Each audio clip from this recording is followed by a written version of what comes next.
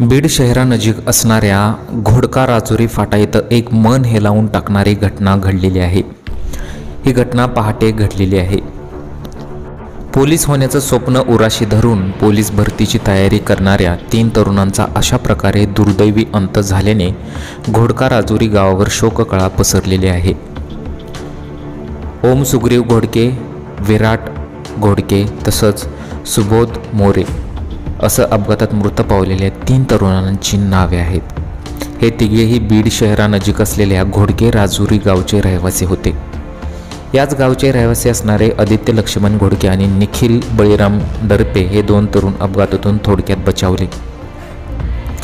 हे 5ही तरुण मागील काही दिवसांपासून पोलीस भरतीची तयारी करतात। ते दररोज व्यायाम करण्यासाठी बीड परळी राष्ट्रीय महामार्गावरील घोडका राजुरी फाट्यावर जातात। रविवारी सकाळी 6 वाजता हे 5ही जण या ठिकाणी व्यायामासाठी गेले होते, पण या तरुणांवर काळाने घाला घातलेले आहे। अक्षरशः या तरुणांना बसने तिघांनाही चिरडलं। हा अपघात एवढा भीषण होता की रस्त्यावर रक्त आणि मांसचा सडा पडला। या अपघातानंतर बस काही अंतरावर जाऊन रस्त्याच्या बाजूला असलेल्या खड्ड्यात गेली। या अपघातामुळे घोडका राजुरी गावावर शोककळा पसरलेली आहे। या घटनेची माहिती पोलिसांना देण्यात आली। पोलीस पुढील कारवाई करत आहेत। हा अपघात कशामुळे घडला, बस चालक दारूच्या नशेत होता का, याचा सविस्तर तपास आता पोलीस करणार आहेत।